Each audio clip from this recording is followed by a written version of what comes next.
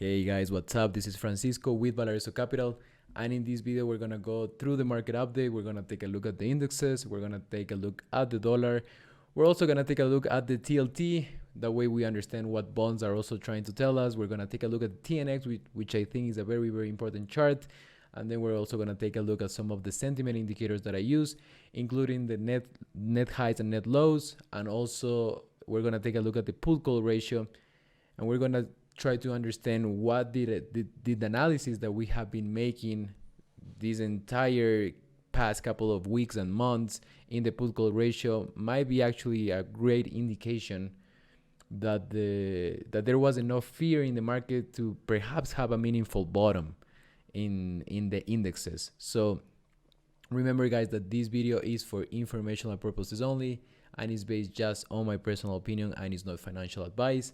And also remember to like and subscribe, that way you can support the channel, and also more people are going to be able to find this information so they can use it as an asset for their trading decisions and also investment decisions in the future.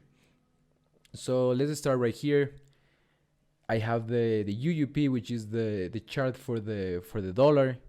What I find pretty interesting here, this is something that we have been talking about for a couple of weeks now, almost 3 weeks now. And also I'm gonna put the link in the description to my last two videos, the market update videos, in which I mentioned that I was expecting a very strong rally in the month of November. And also the other video that we were talking about UUP putting on a very meaningful top based on the price action that we have seen. We were talking about that last week, and during this week we had a pretty strong confirmation that buyers are not as strongly involved in continue to support these prices in the dollar. So we can see the kind of liquidation that we saw last week is a confirmation of that analysis. So I'm gonna put both of those links in the description, and also you can find a link in the video right here. So let's start here with the UUP. I continue to be very bullish for the month of November. I do think that perhaps things are a little bit extended at this point, especially since the UUP is very extended from its 21 exponential moving average. I do think that we might see some kind of pause next week. Remember that we have that next week is options expiration week, so we tend to see a lot. We tend to see a lot of back and forward in equities, right? So we tend to see days that we go up, then we go back, and basically we don't tend to go anywhere during options expiration week because funds are starting to unwind all those contracts, and they're basically trying to expire all those contracts worthless so they can keep the premiums. But that's a conversation for another video. So I continue to be very bullish, and what we can see right here in the UUP, for anyone who's new to the channel, the indicator in the middle is the trend oscillator, and this is my bread and butter indicator. This is an amazing indicator. It helps me to find the structure in terms of momentum, volume, and price. And it's amazing how this indicator is very accurate. It does have some things that you have to understand about it, but it's a pretty useful tool. It was developed by Sam Shames, and I totally recommend that you also take a look at that indicator so that you can add it to your toolkit in your trading. So let's start first with what the indicator was trying to tell us. You can see right here that this indicator has been trending above the 50 line for a while, and you can see that we had a very strong move up in the dollar. And what is happening right now, that we're having our first break well below that 50 line, which is the middle line right here in the trend oscillator. So that means that there's more intensity in the selling, meaning that the path of least resistance for now is going to be to the downside. And also, if you are a follower of the moving averages, you can see that this line right here, kind of a stair-stepping line that I have in my charts, this is the 10-week moving average.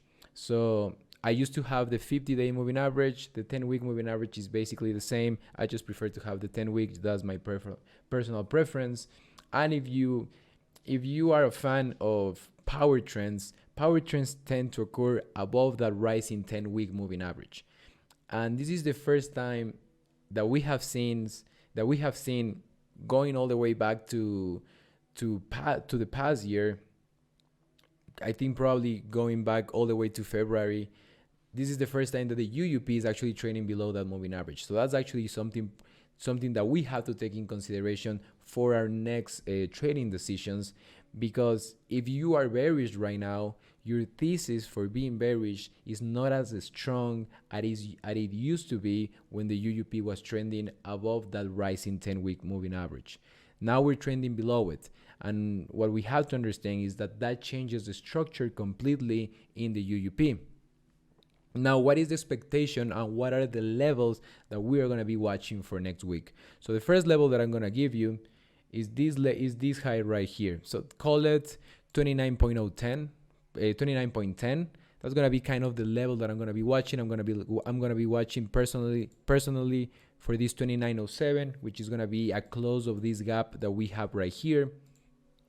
So I think that there's a possibility that we might see some pause. As I mentioned before, in the market, we probably see kind of a relief rally in the UUP, which is the dollar. And my expectation is that if we happen to see that snapback rally, I don't think that we're going to see a rally all the way back to 29.70. Even though if we see that, I will still continue to think that then we're going to see some continuation to the downside in the dollar. But my expectation is that we're going to see some kind of pause somewhere around these levels here. So somewhere around, call it 29.07 and 28.60. I think that we're going to see some kind of back and forward in the dollar, as this was some very, very considerable distribution in the UUP. Now, in terms of my indicators, you can see that the squeeze is already pointing to the downside. Moving averages are already crossing to the downside as well. And you can see that now we have a level of resistance in the trend oscillator, and that's 48.79. So as long as the trend oscillator continues to trade below this 48.79, I think that the probabilities are in the side of the bulls in equities and the bears in the UUP. So this is the first chart that I wanna share with you. And of course, remember the levels are gonna be 29.07 and 28.65. So that is looking pretty bullish for equities. And now the next chart that I want to share with you is gonna be, let me show you the VIX. Let's take a look at the VIX better. It's gonna be the VIX right here. So kind of the same thing, right? The VIX is showing us that it has a bearish structure, and you can see right here in the trend oscillator, when the trend oscillator is trending below that midline, which is this 50 level right here, you can see that the VIX tends to trend to the downside. And when we're trending above that trend oscillator and above that EMA in the trend oscillator, you can see that we tend to see those spikes in the VIX. And now we're seeing the opposite, right? Now we're seeing that the VIX is trending below that 50 line, below that EMA. You can see that the squeeze well below the 0 line. And in terms of moving averages, so we just have to keep it pretty simple. You can see that in terms of moving averages, the VIX is trading below its 200 MA, which is the blue line that I have right here, below the 10-week, which is the equivalent of the 50 MA, and below its 21 exponential moving average. And in terms of market structure, we're trading below 24 right here, which is going to be a very important level of resistance. So the levels that I'm going to share with you with the VIX, I'm going to share with you 24, and I'm going to share with you 20 right here. So you can see that we have a gap open in the VIX. So I think that there's a high probability that even if we see some kind of pause in the buying that we saw last week in equities, even if the VIX rallies all the way to this 24 level, I'm expecting it to get rejected and fill this gap right here all the way to 20.59. So I think that there's a chance that the VIX is going to continue to move to the downside all the way to 20, and that's going to be bullish for equities as well. So it's going to be the analysis in the VIX. Let's take a look at junk bonds, which I think are a very, very important chart to analyze. And what is happening right now is actually pretty important. Why is it pretty important? Because we're changing the structure in price, and we are having confirmation not only in price but also in momentum. You can see that I have a buy signal that is active all the way from Thursday. This past week, you can see that we have a squeeze that is starting to develop to the upside. You can see that momentum is starting to go above that 50 line, which is bullish for equities as well. And you can see that the moving averages are starting to cross to the positive side. Also, we're trending above all moving averages, and we're doing it. I have the volume chart on my right. If you want to see that, let me just show you pretty quickly, because I think that that's really important. Let me just grab the chart right here.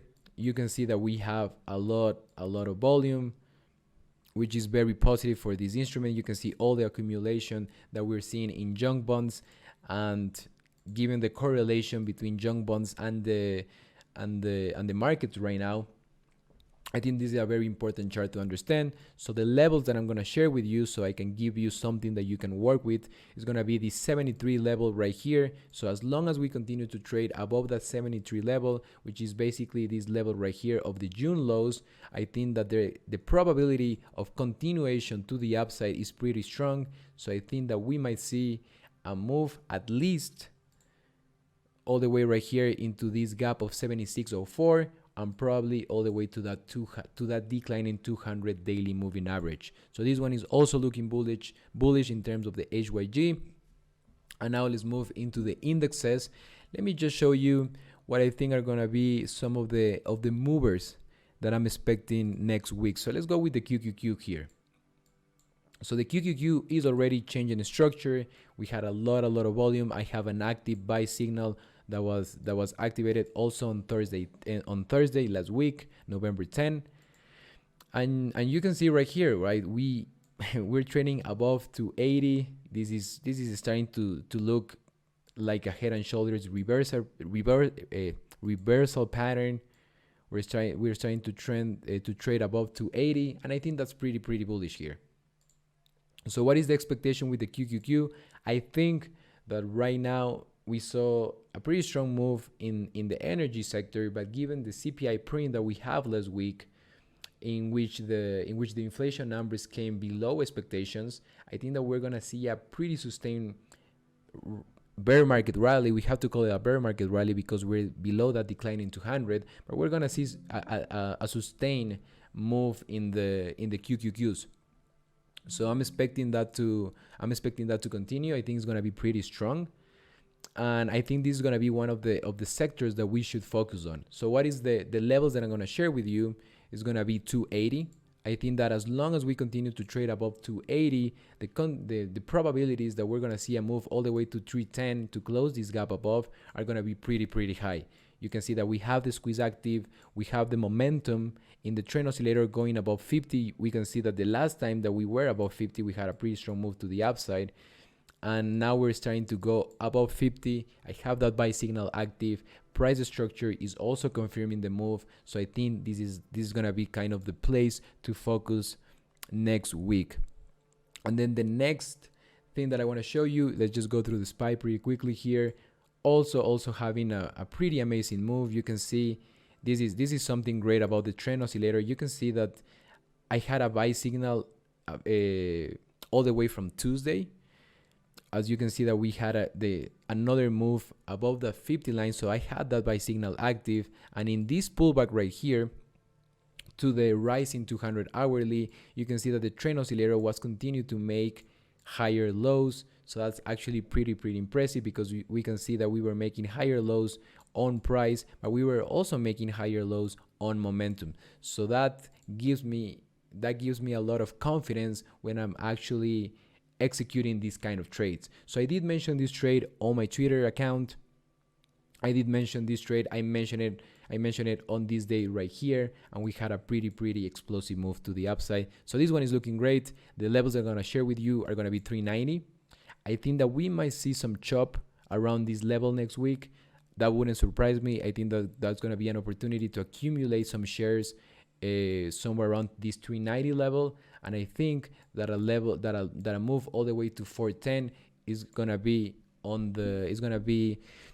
a high probability move coming into the rest of this month. So that's going to be a pretty nice move to play. I think that you can play it with the indexes, or you can play it with individual stocks if you have them on your watch list.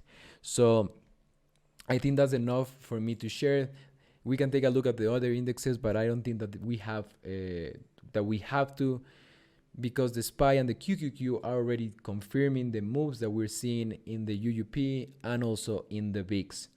And finally, I do remember that we were talking about the sentiment indicators, and let's start right here with the net lows and net highs. So far, not a lot to mention, right? You can see that we continue to have these kind of bear market tendencies in which we're having these very big readings to the downside and very small readings to the upside. But of course, remember that the fact that investors are willing to pay more for new 52-week highs is actually a pretty strong indication that we are starting to see something that might reflect as the last sustained bear market rally that we had in the market. So this is actually pretty strong. If we happen to print another positive net highs, net lows in this indicator, we're gonna be quote unquote on a trend based on the parameters of this indicator. So this one is also looking interesting. And then finally, let's take a look at the put call ratio. And we were talking about the put call ratio for a while. We mentioned that when we see these very strong moves in the put call, meaning that participants are leaning to the bearish side, that's the moment where we start to see some basing action in the indexes, especially in the Nasdaq Composite. And you can see that we had some very strong readings to the upside in the put call ratio, meaning that participants were leaning extremely bearishly. And you can see that we also saw some kind of basing pattern that is actually starting to break to the upside, and you can see the break right here in the Nasdaq Composite. I think that everything is looking pretty strong for continuation into next week. My expectation is that we're going to continue to rally into next week, but we might see some pause in the markets. So once again, thank you so much, guys, for watching the video. Remember to like and subscribe. That way you can support the channel. And also remember to follow me on my Twitter account. I'm going to have the link in the description. So once again, thank you so much, guys, for watching. And I wish you the best of luck for next week. And remember, I'm super bullish for this month. We have the confirmations in price and also in the indicators. So thank you and bye-bye. Peace.